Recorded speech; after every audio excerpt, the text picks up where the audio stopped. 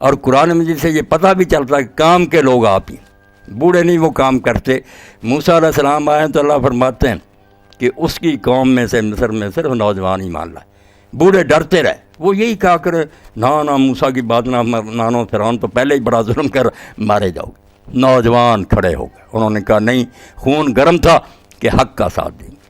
اصحاب الکہف کا دیتے ہیں انہم فتیۃ آمنوا بربہم، جوان تھے، اٹھ کھڑے۔ جب بات سمجھ میں آ گئی کام ہو، اللہ کہتا کھڑے ہو گئے، بیٹھے نہیں رہے۔ پھر اعلان کر دیا کہ بادشاہ جو دقیانوس کرنا چاہتا کر لے، ہم نہیں جھکیں گے۔ تو جوانی بڑی اونچی نعمت ہے اللہ تعالیٰ کی، اور اللہ کے رسول علیہ السلام نے بھی اسی لیے فرمایا کہ 7 گروہ ہیں جنہیں قیامت کے دن جب کسی کو سایہ نہیں نصیب ہوگا، ان 7 گروہوں کو اللہ تعالیٰ کے عرش کا سایہ نصیب ہوگا۔ لوگ جل بن رہے ہوں گے، یہ سائے میں بیٹھے ہوں گے۔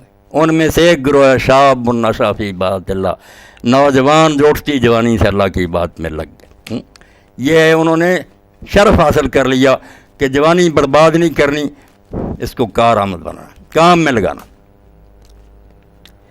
اسی لیے اللہ کے رسول علیہ السلام نے نوجوانوں کے لیے بڑی بشارتیں دی کہ جو انعام اللہ تعالیٰ انہیں دے گا کوئی نہیں دے گا۔ آپ شیخ سعدی رحمۃ اللہ علیہ کو جانتے ہیں، نام سنا، فرماتے ہیں در جوانی توبہ کردن شیوہ پیغمبری۔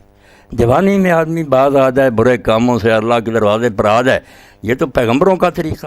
وقت پیری گرگ ظالم میشود پرہیزگار، جب بڑھاپا آ جاتا، دانت نہیں رہتے منہ میں، پھر تو جو ظالم بھیڑیا ہوتا ہے وہ بھی ولی بن جاتا کہ میں نہیں کسی بھیڑ کو کھاتا، کھانا کس سے، دانت ہی نہیں رہتا۔ جب کھانے کا وقت تھا اس وقت توبہ کرتا تو بات تھی۔ تو آپ لوگ اللہ توفیق دے اگر اس بات کو ذہن میں بٹھا لیں کہ آپ پرچہ امتحان میں، یہ دنیا جو ہے نا جس میں ہم رہ رہے ہیں یہ بالکل ایگزامینیشن ہال ہے۔ مجھے آپ کو پرچہ دے دیا گیا اور ٹائم الاؤڈ، نفی تلی زندگی، کوئی نہیں کہ یہ لامحدود ہے جب تک جیتے آئیں گے جیتے رہیں گے، نہیں، کوئی نہیں جانتا کب واپس بلا لیا جائے۔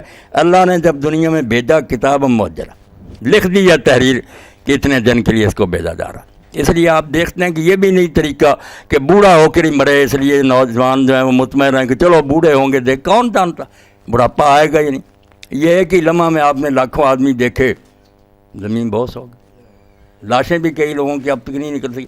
اس لیے مجھ میں اور آپ میں سے کون جانتا کہ اس کی زندگی کے کتنے دن باقی ہیں۔ تو اللہ کے رسول علیہ السلام نے قرآن مجید میں یہی بات سمجھائی، والذین هم عن اللغو معرضون۔ یہ سورہ مومن کے شروع میں آتا کہ ایمان والے آدمی کے پاس وقت ہی نہیں ہوتا کہ وہ فضول دندوں میں لگا لے، اس کے لیے کوئی تفریح نہیں، کوئی گانا نہیں، کوئی تماشا نہیں، اس کو تو پرچے کی پڑی ہے کہ یہ وقت ختم ہو رہا ہے، میں کوئی کام کروں، مرنے کے بعد اس خدا کے پھر دوبارہ سامنے جانا جس نے دنیا میں بھیجا، کچھ کر لوں۔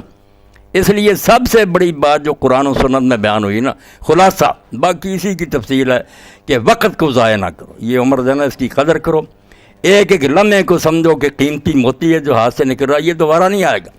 اسی لیے حضرت امام شافعی رحمۃ اللہ علیہ کہتے تھے قرآن مجید میں سے کچھ بھی نازل نہ ہوتا، صرف سورہ والعصر نازل ہوتی، چھوٹی سی ہے، والعصر ان الانسان لفی خسر، 3 آیتیں، مگر فرماتے ہدایت کے لیے یہی کافی تھی کہ اللہ نے کہہ دیا تیزی سے گزرتی عمر پر نظر دوڑا، یہ تیزی سے گزر رہی ہے، تیرے ہاتھ سے یہ لمحے چھوٹتے جا رہے ہیں، اور ساری دنیا کی دولت تو خرچ کر دے، گزرا ہوا وقت واپس نہیں آنا، اور آئندہ کی کوئی امید نہیں۔ حضرت سیدنا شیخ عبد القادر جیلانی پیران پیر رحمۃ اللہ علیہ فرماتے ایک وقت تھا جو گزر گیا، وہ واپس نہیں آ سکتا، زمین آسمان کے خزانے بھی ہم دیں لوٹ نہیں سکتا۔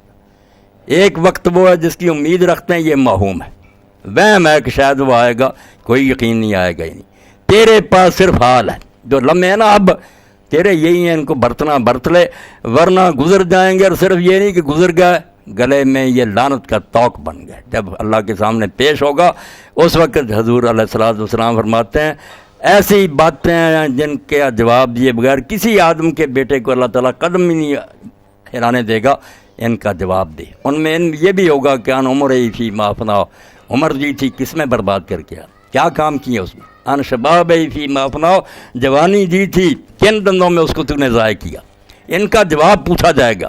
اسی لیے رسول کریم علیہ السلام فرماتے ہیں کہ ما من احد یموت الا نادما، یہ ایسی بازی ہے کہ جیتنے والے بھی پچھتائیں گے اور ہارنے والے بھی پچھتائیں گے، جو مرے گا پچھتائے گا۔ لوگوں نے کہا اللہ کے رسول یہ کیا بات ہوئی؟ فرمایا نیک پچھتائے گا کہ اور نیکی کیوں نہ کرے، وقت میرا تھا ذرا یار اور ہمت کر لیتے تو کتنے بلند مدارج حاصل ہوتے۔ اور برے جو ہیں وہ پچھتائیں گے کہ کیوں نہ باز آ گئے، کہاں گئی وہ جوانی اور دن، اب وہ آئیں گے نہیں اور یہ جہنم بڑک رہا۔ اس لیے کیوں نہ ہم نے اس وقت تک اپنی قائم رکھی اور زندگی جو تھی وہ کارآمد نہ بنا لی۔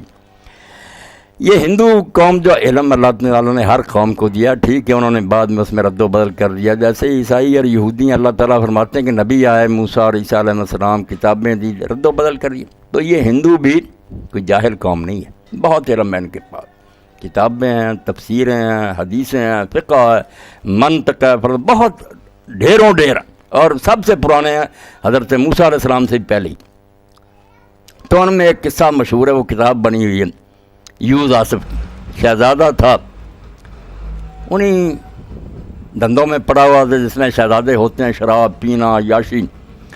تو ایک دن جشن تاج پوشی تھا، سال کے بعد تخت پر بیٹھنے کا دن آیا، دربار لگا ہوا تھا، فوجیں کھڑی تھیں، سپہ سالار کھڑے تھے، وزیر امیر گورنر سارے بیٹھے تھے، گانا ہو رہا تھا، شراب چل رہی تھی۔ اللہ تعالیٰ سمجھنے کے لیے ہر شخص کو موقع دیتا، جو سنبھال جائے زندگی بدل گئی، ورنہ وہ لمحہ گزر جاتا اور دن قیامت کے اللہ پوچھ لے گا کہ موقع دیا تھا تو نہیں سنبھلا۔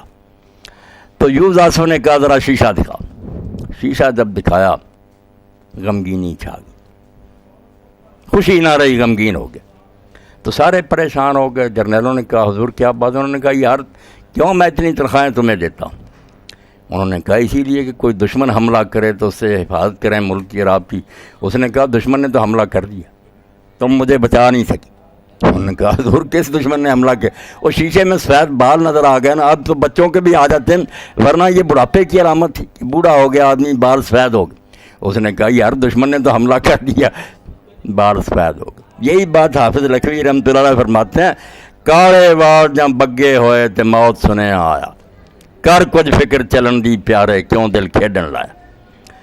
تو یہ سوچتے ہی نہ اسی وقت اس نے کہا اٹھاؤ یہ سرنگیاں وغیرہ، بلاؤ عالم، پنڈت بلائے، عالم انہوں نے کہا وید سناؤ، اللہ کی کتابیں سناؤ، واز کرو، ولی ہو گیا، بالکل سارے برائیاں اور عیب جو سے چھوڑ دیے، پوری زندگی ولی اور درویش کی اس نے پھر گزاری۔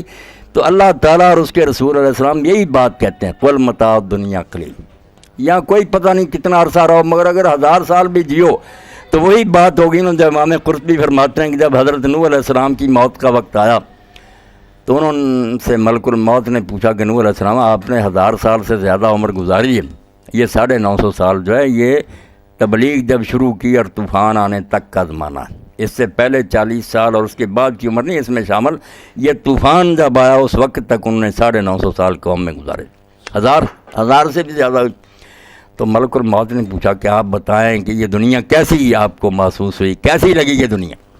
تو نوح علیہ السلام نے کہا مجھے تو یوں محسوس ہوتا جیسے ایک مکان تھا، اس کے 2 دروازے تھے، ادھر سے داخل ہوا ہوں ادھر سے نکل گیا، اتنا ہی عرصہ معلوم تھا، خواب معلوم ہوتا ہے، وقت گزر گیا۔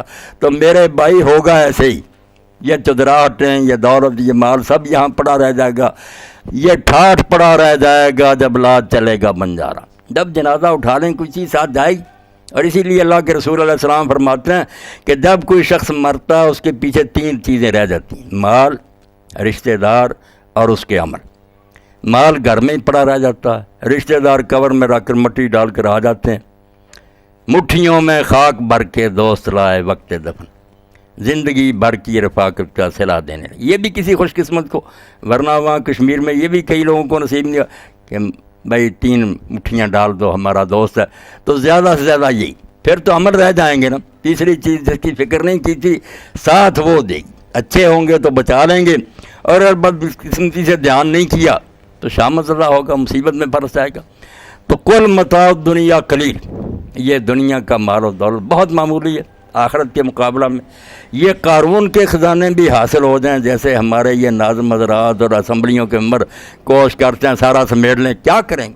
اول تو یہ ضروری نہیں کہ آپ کی مرضی پوری ہو جائے گی تو کتنا ساتھ لے جائیں گے، سب چھوڑ جائیں گے، اور جو اس کا انجام بھگتنا ہے اس سے جان نہیں چھڑا سکیں گے۔ والآخرۃ خیر لمن اتقی، فرماتا اللہ پاک یہ کوئی چیز نہیں، اس کے مقابلہ میں آنے والی دنیا جو ہے اس کو آباد کرو، ولا تظلمون فتیلا، اور رائی برابر تمہارے ساتھ ظلم نہیں ہوگا، جو کر کے جاؤ گے وہی ملے گا۔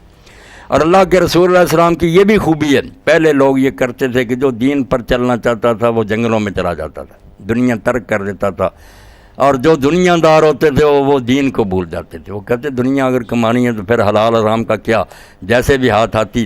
اللہ کے رسول نے وہ معجزہ کر کے دکھایا جو تاریخ آدم علیہ السلام سے لے کر اب تک نہیں ہوا، کہ سب سے بڑے دنیا دار اور سب سے بڑے دیندار، دنیا چھڑائی نہیں، فرمایا حتیٰ کہ نکاح جیسا معاملہ جس کو ہم کہتے ہیں کہ صرف گارا بات کرنے کے، اس کے بارے میں جو اللہ کے رسول علیہ السلام نے فرمایا خالص دنیا داری ہے، مگر حدیث پاک میں فرمایا تزوج العبد فقد استکمل نصف الدین، جب شادی ہوتی ہے کسی آدمی کی تو آدھا دین اس کا مکمل ہو جاتا، باقی سارا نماز